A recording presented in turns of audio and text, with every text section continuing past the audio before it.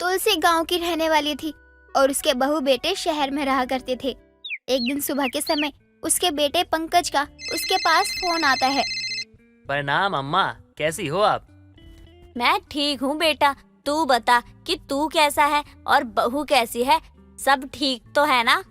हाँ अम्मा, यहाँ तो सब कुछ ठीक है, लेकिन ना एक खुशखबरी देनी थी आपको।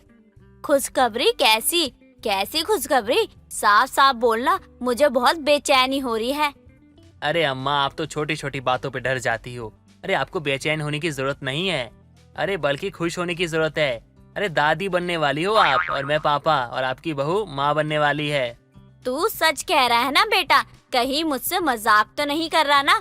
तुझे पता है ना कि मैं इस दिन का कब से इंतजार कर रही थी। अरे अम्मा, क्या लगता है आपको कि सुबह सुबह उठकर हम आपको फोन करके घटिया मजाक करेंगे? अरे सच कह रहे हैं अम्मा। लेकिन बेटा, जब डॉक्टर को दिखाया था तो उसने तो मना कर दिया था कि शायद कभी बहू माँ नहीं बन सकती। अरे अम्मा, उसकी एक ना लेडीज डॉक्टर दोस्त है, उसने उसका इलाज किया है। अरे कई सालों बाद खुशखबरी मिली है हमको, आपको तो खुश होना चाहिए। चलो ये तो बहुत अच्छी बात है, लेकिन बेटा अब तुझे बहू का और भी अच्छे से ख्याल रखने की जरूरत है। कोई भी ऐसी गलती मत करियो जो आगे चलकर परेशानी बन जाए। हाँ अम्मा, आप बिल्कुल सही कह रही हो। नेहा का ध्यान ना बहुत अच्छे से रखना होगा। आप एक काम कीजिए, आप ना यहाँ आ जाइए, और जब तक बच्चा होता नहीं है ना तब तक आप यहीं रुकिएगा, थोड़ी मदद तो हो जाएगी। ये भी कोई कहने वाली बात है बेटा? मैं कल ही ट्रेन पकड़कर शहर आ जाऊंगी, तू किसी भी बात की चिंता मत करियो। चल अब तू बहू का ध्यान रख और मैं भी अपनी पैकिंग कर लेती हूँ। तुलसी इतना कहकर फोन रख देती है और अपनी शहर जाने की तैयारी करने लगती है। एक दिन सुबह वो पहले ट्रेन पकड़कर अपने बेटे के घर पहुंच जाती है। पंकज अपनी माँ को देखकर बहुत खुश होता है और बोलता है, अरे अम्मा, आप तो सुपर फास्ट ट्रेन से आई हो लगता है। अरे शाम को आपको बताया था, आप सुबह सुबह आ गई। बेटा मैंने तुझे कहा था ना कि मैं सुबह ही आ जाऊंगी, तो देख मैं आ गई। वो क्या है ना कि मुझे सुबह 4 बजे वाली ट्रेन मिल गई, तो मैं यहाँ 10 बजे तक पहुँच गई। हमारा गांव कौन सा ज्यादा दूर है। अच्छी बात है अम्मा, चलो बैठो, चाय बनाकर लाता हूँ आपके लिए।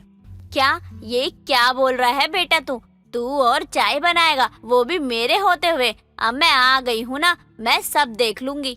तुलसी इतना कहकर अपना सारा सामान अपने कमरे में रखकर तुरंत रसोई में चली जाती है और अपने बेटे के लिए गर्मा गर्म चाय बनाकर लेकर आती है और अपनी बहू के लिए मेवे वाला दूध गर्म करती है और उसके कमरे में देने के लिए जाती है तो वो देखती है कि वो सो रही है।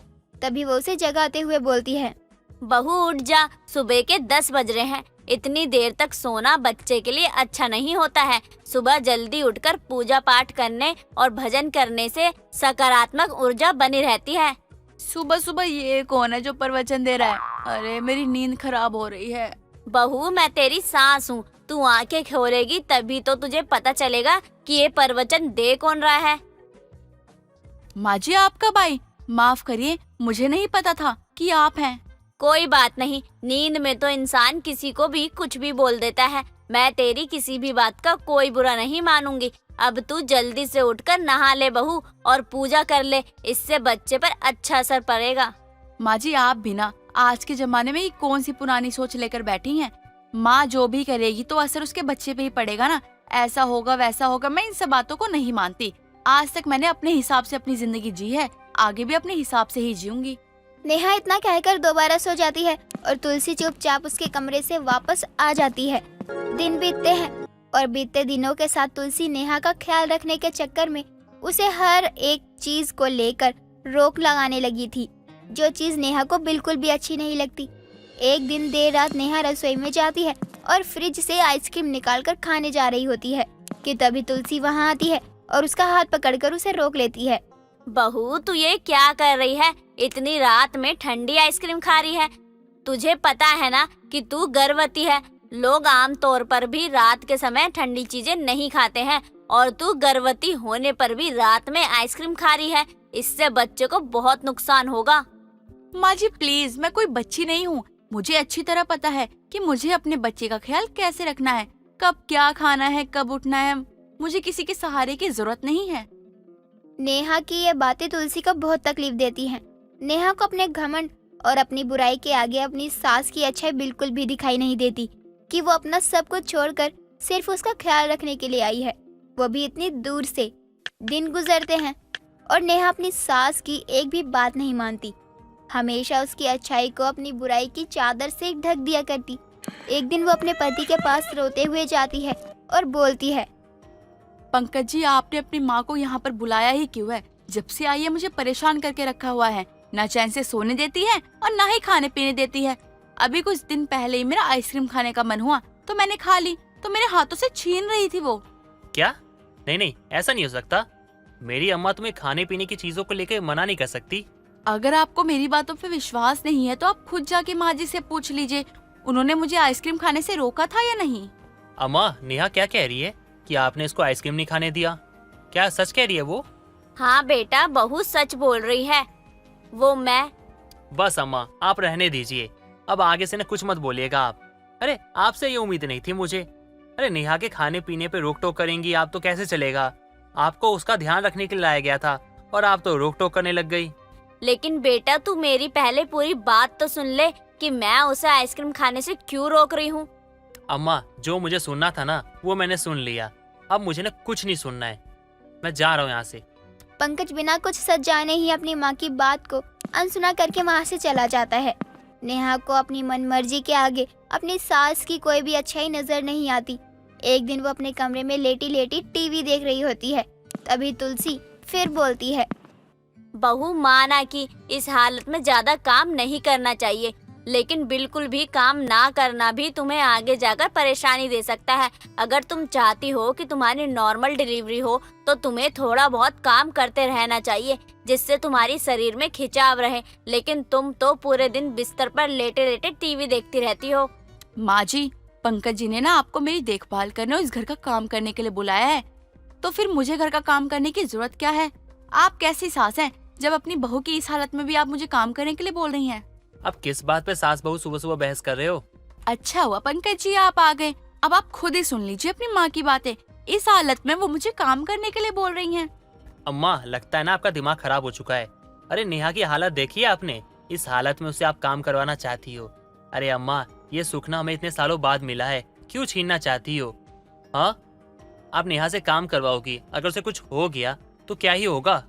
बेटा, मैं जो भी कह रही हूँ वो बहू की अच्छाई के लिए ही कह रही हूँ। अगर वो मेरी कही हुई बातों के अनुसार चलेगी तो उसका सब कुछ अच्छे से निकल जाएगा और उसकी नॉर्मल डिलीवरी भी हो जाएगी। अम्मा, एक काम कीजिए, आप अपनी अच्छाई को अपने पास रखिए और आपकी बहू की बुराई को उसके पास रहने दीजिए। अम्मा, मैं आपके आगे हाथ जोड़कर विनती करता हूँ कि नेहा पे ना ज्यादा रोक टोक मत कीजिए। उसे जो खाना है, जैसा करना है, करने दीजिए। नेहा फिर एक बार माँ बेटे के बीच में आग लगाने में सफल हो जाती है और अपनी सास की अच्छाई को अपनी बुराई के आगे छुपा देती है। कुछ दिनों बाद नेहा की डिलीवरी का समय आ जाता है। अपनी सास की बात ना मानने के कारण नेहा की डिलीवरी नॉर्मल तरीके से नहीं बल्कि बहुत बड़े ऑपरेशन से होती है। ऑपरेशन के बाद नेहा को एक एक करके अपनी सास की सारी अच्छाई याद आने लगती है और उसे मन में बहुत पछतावा होता है कि अगर उसने अपनी सास की सारी बात मान ली होती तो आज इसकी ये हालत ना होती। नम्रता अपनी सास, ससुर और पति के साथ गांव में रहा करती थी। एक दिन नम्रता रसोई में काम कर रही होती है। तभी उसकी सास ललिता उससे कहती है, अरे ओ बहू, जब देखो बाहर चली जाती है। अरे ओ बहू, देख जरा तेरे ससुर जी कहाँ है, देखना कहीं कीड़े पड़े ना हो। उफ, ये कैसा सर दर्द है। जब देखो इनकी बातें सुनते रहो, बातें ना मानो तो अपना ही गला फाड़ कर शुरू हो जाते हैं। क्यों री बहू, तुझे सुनाई नहीं देता क्या? कब से आवाज लगा रही हूँ। तेरी आदतें देखकर लगता है कि बूढ़ी मैं नहीं तू हो गई है। सुनाई भी कम देने लगा है तुझे। आई माँ जी, बस खाना बन जाए तब जाकर मैं बापूजी को ढूंढती हूँ। ये अलग ही सर दर्द है। जब से इस घर में ब्याह कर आई हूँ तब से मुझे नौकरानी बना कर रखा है। कभी इधर जाओ तो कभी उधर जाओ। क्यों रे बहू, क्या बोल रही है? तुझे क्या लगता है अगर तू रसोई में खुद से बतिया लेगी तो मुझे सुनाई नहीं देगा क्या?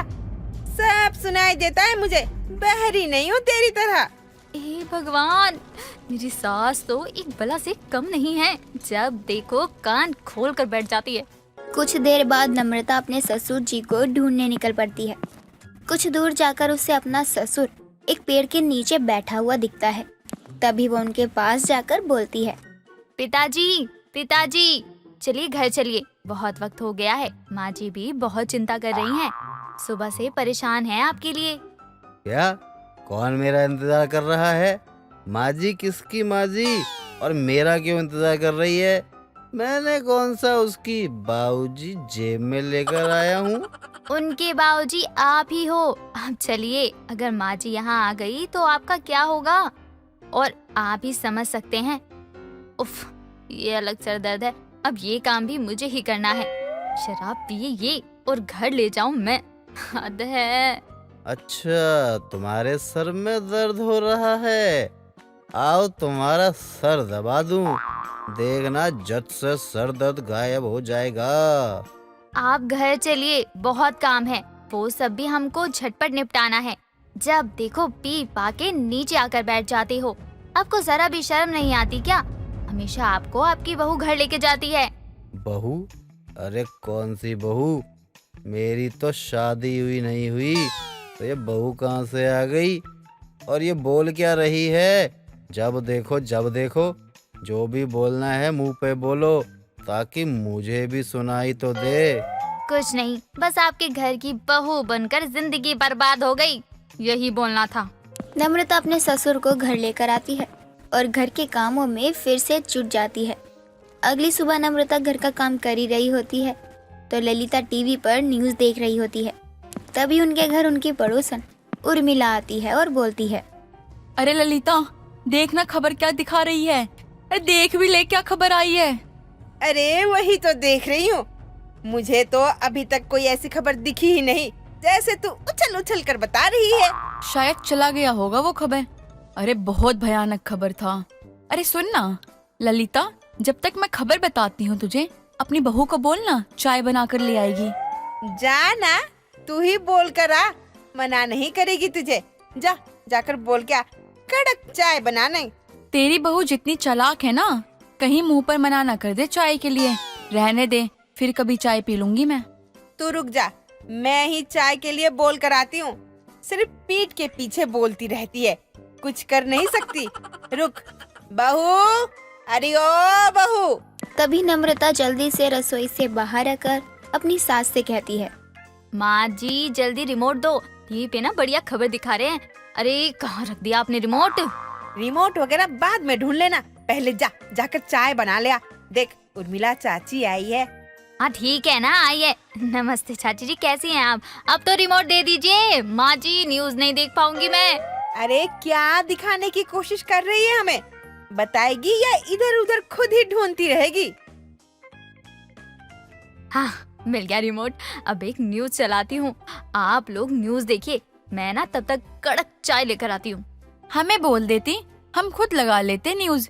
तेरी सास और मुझे, हम दोनों को ही टीवी का रिमोट चलाना आता है। अगर सिर्फ बता भी देती ना, तो हम खुद ही न्यूज लगा लेते। नम्रता बिना कोई जवाब दिए वहाँ से रसोई में चली जाती है। तभी दोनों सहेलियां न्यूज़ में देखती हैं और उर्मिला बोलती है, बहू ने मारा सास को। ओहो, बहू ने सास को मारने के लिए चाय में जहर मिलाया। फिर सास ने जब चाय पीने के लिए इनकार किया तो बहू ने बेलन से मार के उसका सर फोड़ दिया और सास की हत्या कर दी। अरे उर्मिला, ये क्या खबर पढ़ रही है तू? टीवी में जो बता रहे हैं वही पढ़ना, क्यों इधर उधर की खबरें बताकर डरा रही है मुझे? अरे मैं क्यों डराने लगी तुझे? अब तुझे मुझे खुद डर लग रहा है। अब तो तेरे घर में भी चाय पीने से कहीं मेरी मौत ना हो जाए। अगर तेरी बहू ने भी हमें चाय में जहर मिलाकर दे दिया तो? तू तो फिर भी बच जाएगी। मेरा सोचा है, अगर मैंने चाय पीने से इनकार किया तो बहू तो मेरा बेलन मार के सर फोड़ देगी। तभी वहाँ नम्रता चाय लेकर आती है और बोलती है, हमें नहीं पीनी चाय, ले जाओ। क्यों माँ जी? चाची जी क्यों नहीं पीनी चाय? मैं आपकी पसंद की कड़क चाय बना कर लेकर आई हूँ। बहू, ये क्या है तेरे हाथ में? बेलन क्यों है? हमें मारने का इरादा है क्या तेरा? बेलन? अरे नहीं माँ जी, ये मारने के लिए थोड़ी है। ये तो मैं रोटियां बना रही थी ना, इसलिए हाथ में लेकर आ गई। अरे अरे डरो मत, मैंने चाय में कुछ जहर नहीं मिलाया है। तुझे कैसे मालूम हमने चाय में जहर मिलाने की बात की है? हमने तो तुझे बताई भी नहीं थी। हम तो न्यूज में पढ़ा था। मुझे बताने की कोई जरूरत नहीं है। टीवी की आवाज इतनी तेज कर रखी थी कि रसोई घर तक मुझे साफ सुनाई दे रहा था। अब आप लोग बिना वजह ही डर रही हैं मुझसे। ठीक है, जा तू चाय रख दे, हम पी लेंगे। बड़ी आई हमको समझाने वाली। जा अपने ससुर जी को उठा दे, उनको चाय भी दे दे, कल से कुछ नहीं खाए हैं। हाँ, अभी उठाने जाऊंगी। ये अलग सर दर्द है। जब देखो उनको ये करो वो करो, उफ, ये सब देखकर तो मेरा मन ही नहीं करता। अब यहाँ और देर तक रुकी ना तो दूसरा काम फिर से पकड़ा देंगे। नम्रता मन में बोलते हुए अपने ससुर को उठाने जाती है तो देखती है कि रामलाल पहले से ही उठकर बैठा हुआ था। बहू को आता देखकर रामलाल बोलता है, क्या बात है बहू, घूंघट क्यों नहीं करती हो तुम? तुमको बार बार बताना पड़ेगा क्या? जरा भी दिमाग नाम की चीज नहीं है तुम्हारे पास, सब चीज बताना पड़ता है तुम्हें। करो जल्दी से अपना पल्लू। वो पिताजी, गलती हो गई। माँ जी खाने के लिए बुला रही थी, मैंने कहा शायद पिताजी अभी उठे नहीं होंगे। उठ गया हूँ, जाओ मैं आ रहा हूँ थोड़ी देर में। बता देना अपनी माँ जी को नाश्ता तैयार रखें, और हाँ, जब भी मुझे बुलाने आया करो पूरा पल्लू लेकर आया करो। ससुर हूँ तुम्हारा, देवर नहीं। इनका तो अलग ही नाटक चलता है रे दादा। इनके नखरे देखकर तो मेरे सर का दर्द खत्म ही नहीं होता। अगर मैं गरीब घर की बेटी नहीं होती ना तो बताती इतना तंग करने की सजा क्या होती है। नम्रता एक गरीब घर की लड़की थी जो बिना दहेज दिए ललिता के घर में बहू बनकर आई थी। बेचारी अक्सर सास के ताने सुनने के बाद नशेड़ी ससुर को ढूंढने जाया करती। बेचारी गरीब बहू का सर दर्द नहीं होगा तो किसका होगा। ऐसे ही एक दिन उर्मिला फिर से आती है और नम्रता को रसोई में काम करता देखकर बोलती है, अरे वाह बहू, क्या बात है, तेरी सास कहाँ है, दिख नहीं रही। माँ जी अंदर बैठी हुई हैं, बुलवा दूं माँ जी को या आप खुद ही माँ जी तक चली जाओगी? अरे चली जाऊंगी, मेरी चिंता मत कर, तू बस एक गर्मा गर्म चाय बना दे। तेरी हाथों की चाय पी के तो बदन में फुर्ती आ जाएगी। चाय का बोलकर उर्मिला ललिता के पास जाती है। तभी नम्रता खुद से बोलती है, आ गई महारानी। ये अलग सा दर्द है, ना समय देखती है ना इंसान। जब मन करे मुंह उठाकर आ जाती हैं और बोलती है बेटा चाय पिला दे। भला ये क्या बात हुई, भरी दोपहरी में कौन चाय पीता है। जब देखो मुंह उठाकर चली आती हैं। नम्रता बेचारी हर रोज अपना दुखड़ा रोती, भला इस गरीब बहू का सर का दर्द कब खत्म होगा। दिन बीतते गए लेकिन नम्रता का सर दर्द वो कभी खत्म नहीं हुआ। ममता अपनी बड़ी बेटी रीमा के साथ अपनी छोटी बेटी गुंजा के ससुराल जाती है, जहां उसकी बेटी गुंजा का अपने पति राकेश की मौत के बाद रो रो कर बुरा हाल था। अपनी माँ और बहन को देखकर गुंजा झट से उनके गले लग जाती है। तभी ममता रोते हुए कहती है, हे भगवान, ये सब क्या हो गया। मेरी बड़ी बेटी तो पहले ही विधवा हो गई थी, अब छोटी को भी तूने वही दुख दिया। क्यों मुझे भागन गरीब माँ पर तुझे तरस नहीं आता भगवान। माँ खुद को संभालो, शायद हम दोनों बहनों की किस्मत में यही लिखा था कि हम विधवा बनकर ही अपना पूरा जीवन बिता दें। ममता और रीमा गुंजा को सहानुभूति दे रही होती है कि तभी गुंजा की सास सीमा कहती है, डायन है आपकी बेटी, मेरे फूल जैसे बच्चे को खा गई। 6 महीने भी नहीं हुए थे अभी शादी को और मेरे बेटे को भी खा गई। मेरा घर बर्बाद कर दिया इसने। अरे हमारे तो कर्म ही फूट गए जो इस कुलक्षणी को अपने घर की बहू बना लिया। अपनी इस मनहूस बेटी को ले जाओ यहाँ से। एक तो पहले से ही विधवा थी, दूसरी भी हो गई, निकल जाओ यहाँ से। सीमा बुरी तरह जलील कर गुंजा को ममता और रीमा के साथ घर से निकाल देती है। ऐसे ही वक्त गुजरता है। अब ममता के सर पर गरीबी और 2 विधवा बेटियों का भार आ गया था। आसपास के लोग भी ममता की दोनों बेटियों को देखकर तरह तरह की बातें करते थे, साथ ही उनको मनहूस तक कहा करते थे, जिस वजह से कोई भी उन दोनों को अपना घर चलाने के लिए कहीं छोटी मोटी नौकरी तक नहीं देता। ऐसे ही एक दिन तीनों माँ बेटी बैठे होते हैं। तभी रीमा बोलती है, माँ आप क्यों हम दोनों की वजह से इतना कुछ सह रही हो। लोगों की बातें, ताने, जिल्लत, हम दोनों की किस्मत अब सिर्फ कोरा कागज हो चुकी है। दीदी सही कह रही है माँ, आपने इतनी मेहनत से एक एक रुपया जोड़कर हम दोनों की शादी की। हमें खुशी थी, लेकिन हम दोनों का पति ही किस्मत से हमसे छिन गया, जिसके बाद सबने हमें ही गलत समझा। हम दोनों के पतियों के प्राण लेने की जगह भगवान हमारे प्राण ले लेता तो शायद आज आपको इतना कुछ सहना नहीं पड़ता। ऐसी जिंदगी जीने से अच्छा है आप हमें जहर देकर मार दो। पागल हो गई हो तुम दोनों, ये सब क्या बोल रही हो? अरे एक माँ हमेशा अपनी औलाद की लंबी उम्र की प्रार्थना करती है और तुम दोनों जहर खाकर मरने की बात कर रही हो। मेरी बच्चियों, समाज चाहे जो कुछ कहे, मैं जानती हूँ मेरी दोनों बेटियाँ मेरी जान है, वो कभी किसी का बुरा नहीं कर सकती। इतना कहकर ममता अपनी दोनों बेटियों को गले से लगा लेती है। दिन गुजरते जाते हैं। गरीबी की वजह से ममता के घर के हालात हर दिन और खराब होते जा रहे थे। ऐसे ही एक दिन रीमा सर पर पानी से भरा मटका रखे हुए अपने घर जा रही होती है। तभी गांव के कुछ बदमाश लड़के पत्थर मारकर उसका पानी भरा मटका तोड़ देते हैं और कहते हैं, हाय हाय, क्या बल खाती लहराती कमर है। उफ, इस भरी जवानी में विधवा हो गई। कोई नहीं, हम है ना, अपनी जवानी से तुम्हें जवान करने के लिए। वैसे ये भी कमाल है, उसकी बहन भी कमाल है, और दोनों की दोनों विधवा। आजा मेरी रानी, मेरी बाहों में, बिना शादी के स्वर्ग के सैर करा देता हूँ। ये सब क्या बोल रहे हो तुम? शर्म नहीं आती ऐसे घटिया शब्दों का इस्तेमाल करते हुए? और मेरा मटका तोड़ के नुकसान क्यों किया? हाय हाय, ये तीखे बोल भी मीठे लग रहे हैं। नुकसान हुआ तो भर दूंगा मेरी जान, एक बार मौका तो दे। इतना कहकर वो लड़के रीमा के साथ बदतमीजी करने लगते हैं। तभी वहाँ पर गांव के जमींदार का बेटा हीरा आता है और हीरा को देखकर वो लड़के हवा के झोंके की तरह वहाँ से चले जाते हैं। तभी हीरा कहता है, रीमा जी आप ठीक है ना? कुछ हुआ तो नहीं ना आपको? नहीं नहीं, मैं एकदम ठीक हूँ। मदद के लिए बहुत बहुत शुक्रिया। जी कोई बात नहीं। वैसे आपका ये मटका तो टूट गया, अब आप पानी कैसे ले जाएंगे अपने घर? इस गरीब माँ की विधवा बेटी की मुसीबतें कभी खत्म ही नहीं होती। चलो मैं आपको नया मटका दिला देता हूँ। इतना कहकर हीरा रीमा को अपने साथ कुम्हार के लेके जाता है और उसे नया मटका लेकर देता है, जिसके बाद रीमा नए मटके में पानी भरकर अपने घर जाती है। ऐसे ही वक्त गुजरता है, जहाँ एक तरफ गांव के सब लोग ममता और उसकी बेटियों से चिढ़ा करते थे, वहीं हीरा के दिल में उनके लिए सम्मान और इज्जत थे। हीरा का रीमा से मिलना जुलना बढ़ने लगता है। हीरा अब ममता के घर भी आने जाने लगता है।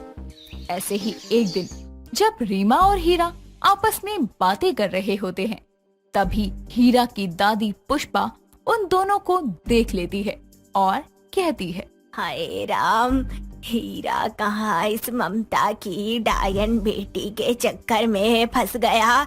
देखो तो ये विधवा कैसे मेरे बच्चे के साथ हंस रही है, जरा भी लाज शर्म नहीं है इसको। अरे अपने पति को तो पहले ही खा चुकी है, अब मेरे पोते के पीछे लग गई। पर नहीं, हीरा की दादी अभी जिंदा है, इसे तो मैं अच्छे से बताऊंगी। इतना कहकर पुष्पा वहाँ से चली जाती है। कुछ समय बाद रीमा अपने घर आती है तो सामने का नजारा देखकर उसके होश उड़ जाते हैं।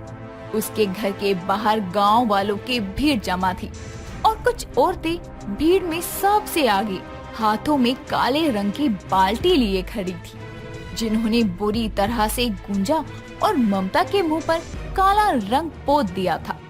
ये सब देखकर रीमा कहती है, ये सब क्या हो रहा है? ये सब क्यों और किसने किया?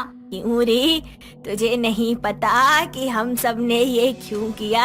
अरे शर्म नहीं आती तो एक विधवा होकर पराये मर्द पर डोरे डालते हुए मेरे पोते हीरा के साथ आशिकी के फूल खिला रही थी। अरे तेरे कर्मों का फल तो तेरी माँ और बहन को मिलना ही था, अब तुझे भी मिलेगा। आप पागल हो गई हैं क्या? जो मुंह में आ रहा है बोले जा रही हैं। मेरे और हीरा जी के बीच में दोस्ती से ज्यादा कुछ भी नहीं। आपको कोई हक नहीं बनता मेरे परिवार के साथ ये सब करने का। बस बस, अपनी करतूतों को दोस्ती का नाम मत दे। अपनी इन्हीं दोनों आँखों से देखा था तुझे मेरे पोते के साथ रंगरलिया मनाते हुए। अरे तुम दोनों तो पहले ही अपने पति को खा चुकी हो, अब हमारे गांव के बेटों को खाने की तैयारी कर रही हो। अरे तुम सब खड़ी खड़ी क्या देख रही हो मूर्खों, जल्दी से इसका मुंह काला करो, फिर इन तीनों माँ बेटियों को बेइज्जत करके पूरे गांव में घुमाना है। पुष्पा की बात सुनकर रंग लिए खड़ी औरत रीमा की तरफ बढ़ने लगती है। ममता और गुंजा बुरी तरह से चीख पुकार करती है, पर कोई भी उनकी बात नहीं सुनता। तभी वहाँ पर हीरा आता है और उन सभी को धक्का देकर पीछे करते हुए कहता है, दादी आप पागल हो गई हैं क्या? ये सब क्या कर रही हैं? एक औरत होकर आप एक औरत का चरित्र खराब कर रही हैं। अरे बेटा, पागल हो गया है क्या? तू क्या इन विधवा की बेटियों की तरफदारी करने में लगा है? ये इस लायक नहीं है। बस करो दादी, और आप सब लोग शर्म नहीं आती है क्या? इन सब में मेरी दादी का साथ देते हुए आप लोगों के पास क्या सबके चरित्र के पंचनामे हैं? नहीं ना, तो फिर किस बुनियाद पर आप रीमा को गलत बता रहे हैं? अगर ये गलत है तो उस बुनियाद पर तो मैं भी गलत हूँ, क्योंकि मैं भी जानता हूँ ना रीमा विधवा है, उसकी एक विधवा बहन है, माँ है। मुझे भी दो सजा, करो मेरा मुंह काला। हीरा बाबू, आप क्यों हम सबके लिए इतना कर रहे हैं? इन लोगों को जो करना है करने दो। मैं और मेरी बेटियां जानते हैं कि हमने कुछ गलत नहीं किया, पर इन लोगों को बस वही देखना है जो इनके दिल में है। कोई मेरे दिल का दर्द नहीं समझ सकता, एक माँ का दर्द नहीं समझ सकता जिसकी दोनों बेटियां भरी जवानी में विधवा हो गई। बस ये लोग हर दिन मेरे जख्मों पर नमक मलते रहते हैं। किसी की किस्मत में क्या लिखा है, क्या होगा, ये कोई नहीं जानता। और हाँ, करता हूँ मैं प्यार रीमा से, और करता रहूंगा, और शादी भी करूंगा, और गुंजा की भी करवाऊंगा, क्योंकि विधवा हो जाना किसी लड़की के जीवन का अभिशाप नहीं है, बल्कि आप जैसे लोग अभिशाप हैं जो जहर भरा दिल और जुबान लिए घूमते हैं। हीरा और ममता की बात सुनकर सभी लोगों का सर शर्म से झुक जाता है और सभी ममता, रीमा और गुंजा से माफी मांगती हैं। और कुछ समय बाद हीरा रीमा से शादी कर लेता है और पुष्पा भी रीमा को हंसी खुशी अपना लेती है। चंपा की शादी चंपक नाम के लड़के के साथ हो जाती है। अब चंपा अपने घर की सारी जिम्मेदारियों को बहुत अच्छे से संभालने लगती है। चंपा की जिंदगी में सब कुछ अच्छा चल रहा था। चंपक उससे बहुत ज्यादा प्यार करता था। चंपा से चंपा की सास लीलावती भी काफी खुश थी। वो उसको बहुत ज्यादा प्यार करती और उनका परिवार काफी खुशहाल था। लेकिन किसी को क्या ही पता था कि उनके इस खुशहाल परिवार को नजर लगने वाली है। ऐसे ही एक दिन चंपा के पास उसका पति चंपक आता है और उसे पीछे से पकड़ते हुए कहता है, ओ जानो, तुम्हें पता है ना, तुम्हें छोड़कर कभी जाने का मन नहीं करता मेरा। अच्छा जी, तो क्यों जा रहे हो मुझे छोड़कर? तुम्हें पता है, अगर मेरा खुद का बिजनेस नहीं होता ना, तो मेरे अंडर इतने लोग काम नहीं कर रहे होते और मैं एक दिन भी छुट्टी जरूर लेता। हाँ हाँ, बस भी करो और अब जाओ ऑफिस, वरना लेट हो जाओगे। ओ हेलो, मैं खुद का काम करता हूँ, छुट्टी नहीं ले सकता हूँ, तो क्या हुआ अगर लेट जा सकता हूँ, समझी तुम? जी ओके सर, लेकिन अभी आप जाओ। अच्छा, मुझे तुम भगा रही हो? रुको, अभी तुम्हें बताता हूँ। चंपक अब चंपा के साथ मस्ती करने लगता है, लेकिन इस मामले में हमारी चंपा भी कम थोड़ी थी। वो भी चंपक के साथ मस्ती करने के लिए इधर उधर भागने लगती है, लेकिन आखिर में चंपक ने उसको पकड़ ही लिया और उसे अपनी बाहों में भरकर बिस्तर पर लेटा दिया। और वो उसके करीब जाने ही लगता है कि दोनों के कानों में एक आवाज आती है जो कि उसकी माँ की थी। अरे ओ बहू, आज उठना नहीं है क्या? मेरे बेटे को ऑफिस भेजना है या नहीं? लग रहा है तो सोती ही रहेगी। देख लिया, आपकी मम्मी आवाज लगा रही है, चलिए उठिए ऑफिस के लिए। इस तरह अब चंपा और चंपक दोनों नीचे आते हैं, जिसके बाद चंपा चंपक के लिए खाना बनाकर उसे ऑफिस भेजती है। अब चंपक ऑफिस में काम करने लगता है कि तभी चंपा का कॉल चंपक के पास आता है। चंपक जी, आज शाम को आप जल्दी आ जाइएगा। पता नहीं क्यों, लेकिन मुझे आपकी बहुत ज्यादा याद आ रही है। ओहो, आज क्या बात है? आज खास जो इतना याद किया जा रहा है? अरे बस यूं ही, जल्दी से आ जाओ। अच्छा बाबा, ठीक है, मैं आ जाऊंगा। इतना कहकर चंपक कॉल कट कर देता है और काम करने लगता है कि तभी वहाँ पर उसके एम्प्लॉयज आकर उसे बोलते हैं, सर, हम सभी को आपसे एक बात करनी है। हाँ बताओ, क्या बात करनी है? हम लोगों की तुम सैलरी बढ़ा दो, हमें जरूरत है। लेकिन अभी तो मैंने तुम्हारी सैलरी बढ़ाई है, और तुम क्या चाहते हो, मैं हर 15 दिन में तुम्हारी सैलरी बढ़ाऊं? तुम लोगों का दिमाग खराब हो गया है क्या? भोला, देव, मुझे तुम दोनों से ये उम्मीद नहीं थी, क्योंकि तुम दोनों सीनियर हो, और सीनियर होकर ऐसी बात कर रहे हो, हद है यार। चंपक पूरे ऑफिस के सामने देव और भोला को डांट देता है। वो दोनों ऑफिस में सीनियर थे। उन दोनों को खुद की इंसल्ट बहुत बुरी लगती है और दोनों आपस में प्लान बनाते हैं। इस चंपक ने तो पूरे ऑफिस के सामने हम दोनों की इंसल्ट कर दी है। भाई तू बोल तो सही रहा है, इसको सबक सिखाना होगा। लेकिन हम कैसे सिखाएंगे? तू चिंता मत कर, इसका किस्सा खत्म हो जाएगा और किसी को हम पर शक भी नहीं होगा। आखिर इससे हमें अपनी इंसल्ट का बदला जो लेना है। हाँ हाँ भाई, तू सही बोल रहा है। आप तो हम इससे चुन चुन कर बदला लेंगे। हा हा हा हा। इतना कहकर वो दोनों अपना अपना काम करने लगते हैं। थोड़ी देर बाद देव चंपक के पास जाता है और उससे बोलता है, सर जी, ये हमारी कंपनी के कुछ पेपर्स हैं, आप इन पर साइन कर दीजिए। ठीक है देव। कुछ देर बाद चंपक बिना पेपर्स को चेक करे उन पर साइन कर देता है और थोड़ी देर बाद चंपक शाम होते ही अपने घर की ओर निकलता है। रात ज्यादा होने की वजह से सड़क पर कुछ दिखाई नहीं दे रहा था और सामने से अचानक एक बाइक पर दो बंदे आते हैं और चंपक की कार के पहले वाले शीशे पर डंडा मारते हैं और उसका शीशा तोड़ देते हैं। ये देखकर उसे बहुत गुस्सा आता है और गुस्से में तिल मिलाते हुए चंपक गाड़ी से बाहर निकलकर कहता है, तुम लोग गवार हो क्या? क्या तुम लोगों को इतनी बड़ी कार दिखाई नहीं देती? उसकी बात सुनकर वो बाइक वाले अपनी गाड़ी रोकते हैं और अपने चेहरे से मास्क हटाते हैं। चंपक उन्हें देखकर कहता है, तुम दोनों, आखिर तुम दोनों ये क्यों कर रहे हो? तूने हमारा जीना मुश्किल किया हुआ है, इसलिए अब तू जिंदा नहीं बचेगा। चंपक कुछ बोल पाता उससे पहले ही वो दोनों उसे बेरहमी की मौत देते हैं और वहाँ से फरार हो जाते हैं। अगली सुबह चंपक की लाश उनके घर आती है। ये देखकर बेचारी चंपा पर मानो पहाड़ टूट पड़ा था। वो अपने पति को पकड़कर फूट फूट कर रोने लगती है और उसे रोता देखकर लीलावती कहती है, अरे चुप हो जा बहू, इतना रो क्यों रही है तू? तेरी किस्मत में पति का इतना ही साथ लिखा था। मम्मी जी, मैंने इनको कहा था जल्दी घर आने को, लेकिन लेट आए और आए भी तो कैसे। कुछ समय बाद चंपा अपने पति की लाश का अंतिम संस्कार करती है और जब वो घर आती है तो घर पर देव और भोला को देखती है। उसे देखकर चंपा कहती है, तुम दोनों तो मेरे पति के खास एम्प्लॉय थे ना? तुम्हें पता है क्या कि उनको किसने मारा है? अगर पता है तो प्लीज बता दो। अरे मूर्ख औरत, हमने ही तेरे पति को मारा है। लेकिन क्यों? आखिर उन्होंने तुम्हारा क्या बिगाड़ा था? क्योंकि तेरे पति ने हमारे ऑफिस के सामने हमारी इंसल्ट की थी।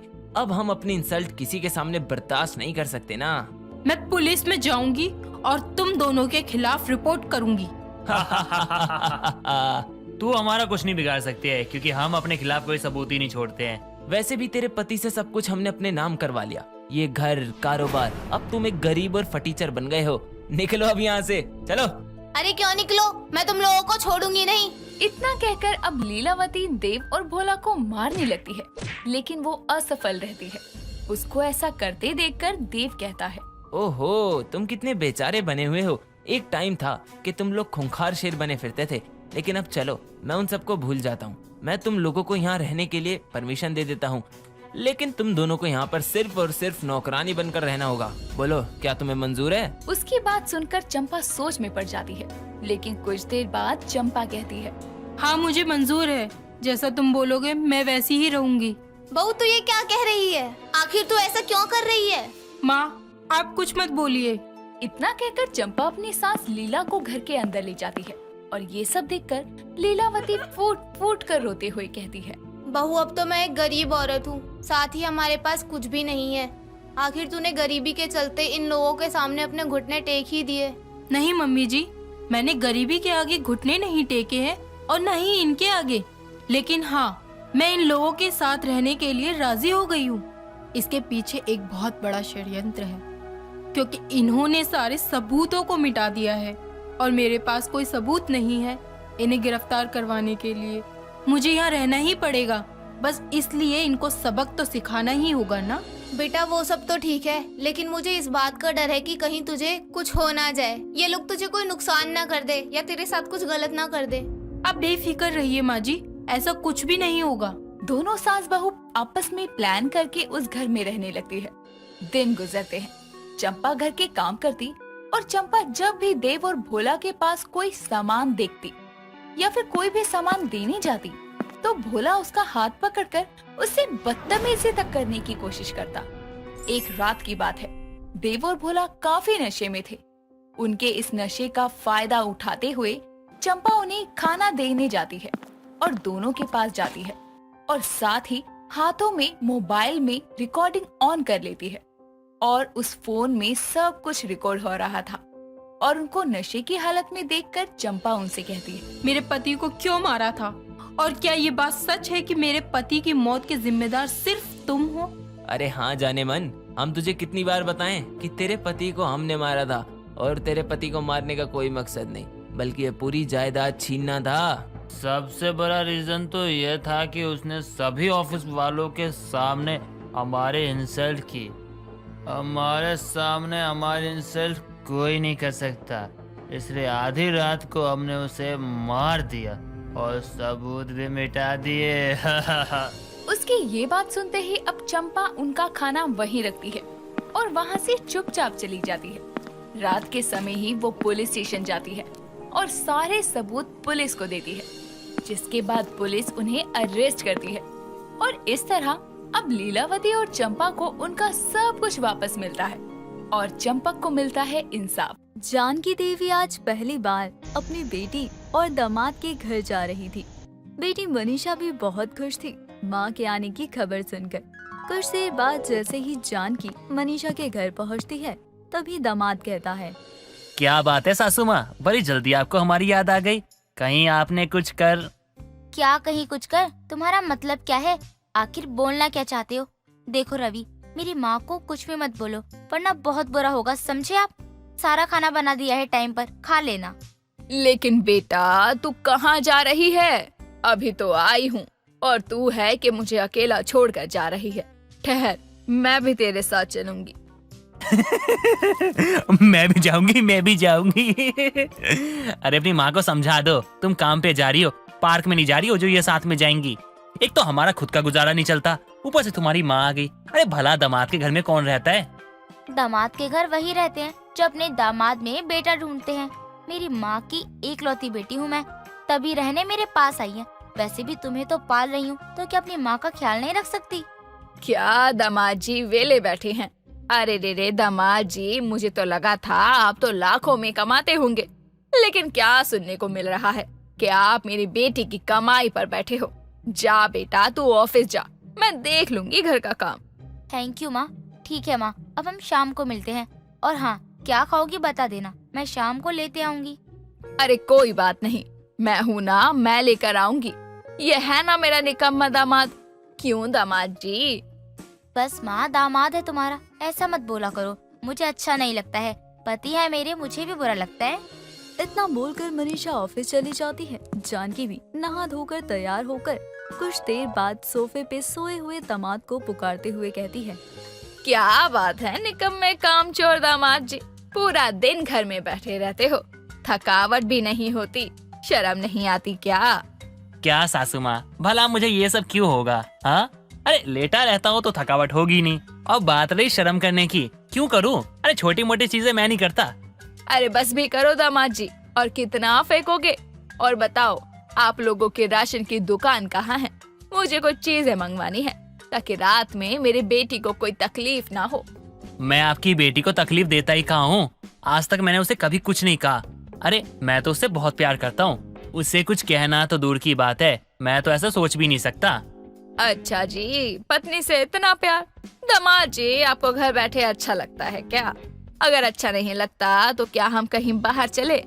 ओ मेरी प्यारी सासू माँ, बाहर जाने के लिए ना पैसा होना चाहिए, जो कि है नहीं हमारे पास। तो बिना पैसे के कहाँ जाएंगे? नहीं, मुझे नहीं जाना कहीं भी, आप जाओ। अरे दामाद जी, मेरे होते हुए इतना क्यों सोच रहे हो? मैं हूँ ना, आप बिंदास चलो। हम बस घर का सामान लेकर आएंगे और हो सके तो सब्जियां भी उठा लेंगे। ठीक है, अगर आपकी इतनी इच्छा हो रही है तो चलते हैं। मैं आपको राशन की दुकान दिखा दूंगा और सब्जियां कहाँ मिलती है ये भी बता दूंगा। रवि अपनी सास को लेकर राशन की दुकान और फिर सब्जी मार्केट जाता है।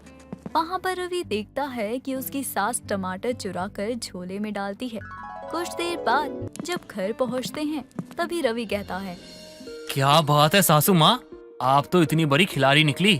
अरे मुझे तो पता ही नहीं था कि आप इतनी अच्छी हेरा फेरी भी करती हो। अरे सासू माँ, आप तो महान हो, कहाँ से सीखा ये हुनर? ये तो तारीफ के काबिल है। क्या हुआ दामाद जी, आप क्या बोल रहे हो? मैं कुछ समझी नहीं। और मैंने ऐसा भी क्या कर दिया जो आप मेरे हुनर की बात कर रहे हो? और कौन से हुनर की बात कर रहे हो जो आपको अच्छा लगा? क्या बात है सासू माँ, आप जितनी मासूम बनती हो ना उतनी हो नहीं। और मेरे सामने आप बनने की कोशिश भी मत करो। आप जैसी हो ना वैसी बन के रहो, मैं तो यही चाहता हूँ। क्या बात कर रहे हो दामाद जी, सच में मुझे कुछ भी समझ नहीं आ रहा। आपको जो भी बोलना है साफ साफ बोलिए, ऐसे बातों को घुमा कर मत बोलिए। मैंने आपको देखा है, आपने सब्जी वालों के ठेले से कुछ ना कुछ सब्जियां तो उठाई है। ये सब क्यों किया आपने? अरे दामाद जी, उठाया तो मैंने बहुत कुछ है, लेकिन आपने सिर्फ सब्जियां ही देखी है। अरे मैंने तो आपके राशन वाले दुकान से भी बहुत कुछ उठाया है। देखिए महंगी महंगी चीजें लेकर आई हूँ। क्या क्या बात कर रही हो आप तो मेरे पास थी, तो मुझे नजर क्यों नहीं आया? आपने कब सामानों की हेरा फेरी की? देखिए दामाद जी, जब मेरा मन होता है किसी को हेरा फेरी दिखाने का, तभी वो देख सकता है, वरना नहीं देख सकता। अब तो रवि भी अपनी सास के रास्ते पर चलना शुरू कर देता है। दोनों मिलकर दूसरों को लूटा करते। ऐसे ही एक दिन मनीषा अपनी माँ को लेकर अपनी पड़ोसन के घर जाती है और पड़ोसन का घर देखकर जानकी मन ही मन कहती है, अरे वाह वाह वाह, क्या बात है, कितना सुंदर घर है। हाय मेरा तो दिल ही आ गया इस घर पर। काश मेरा भी ऐसा ही सुंदर घर होता। अरे क्या हुआ माँ, ऐसे क्या देख रही हो? ये हमारे पड़ोसन है नीलिमा जी, बहुत अच्छी है। इन्होंने ही मेरी नौकरी लगवाई है। ऐसा कुछ नहीं है, तुम्हारी काबिलियत के दम पर ही तुम्हें ये काम मिला है। इसमें मेरी कोई मेहनत नहीं है, मैंने तो बस काम का बताया था, लेकिन तुम्हें तुम्हारे हुनर के दम पर काम मिला है। सही कह रही हूँ ना मैं? अरे बेटा मुझे क्या पता तुम दोनों का क्या मामला है, मुझे बीच में मत लाओ। वैसे बेटा तुम्हारा घर बहुत सुंदर है, मेरा भी सपना था कि ऐसा ही घर बनाऊं। अरे माँ तुम भी ना, चलो चलते हैं, बहुत वक्त हो लिया। अरे कुछ भी। मनीषा तुम मेरे साथ किचन में चलो, मुझे कुछ पूछना है। तुमसे बिना पूछे कुछ बनाऊंगी तो अच्छा नहीं लगेगा। नीलिमा और मनीषा किचन में जाती है। दूसरी तरफ जानकी घर देखने के बहाने सामान चुराने का सोचती है। तभी कान्हा जी की छोटी सी सोने की मूर्ति पर जानकी की नजर जाती है। इधर उधर देखकर मूर्ति वो उठा लेती है और अपनी जगह पर जाकर बैठ जाती है। कुछ देर बाद घर पहुंचती है। अरे दामाद जी देखिए मैं क्या लेकर आई हूँ। अगर इस बार मैंने ये बेच दिया तो मेरे पास पैसे ही पैसे आएंगे। क्या बात कर रही हो सासू माँ, ऐसा क्या कर दिया आपने जो आपके पास इतने पैसे आने वाले हैं? किसी बैंक में डाका डालने का इरादा है क्या आपका? अरे आप लोगों की पड़ोसन है ना, इसके घर पर मुझे कान्हा जी मिले, वो भी सोने के। पड़ोसन तो बहुत अमीर है जी आपकी। अरे सासू माँ ये क्या कर दिया आपने, आप तो गड़बड़ कर दिया आपने। अरे वो आपकी बेटी की बहुत अच्छी दोस्त है और आपने उसके घर में ही हेरा फेरी कर दी। सत्यानाश कर दिया सासू माँ आपने। अगर मनीषा को पता चला तो उसको ना बहुत बुरा लगेगा और नीलिमा को वो मुंह नहीं दिखा पाएगी कभी। तो अब क्या करूं? अब तो वो चीज मैंने ले भी ली है। हाय कैसे करूं मुझे समझ नहीं आ रहा। दामाद जी अब आप ही कुछ मदद कीजिए। सॉरी सासू माँ, मैं आपकी इसमें कोई मदद नहीं कर सकता। मैं आपके कारण ना फंसना नहीं चाहता। हो सके ना तो मनीषा को खुद बता दो। अरे रहने दीजिए, मुझे कोई फर्क नहीं पड़ता गुस्सा हो या ना हो।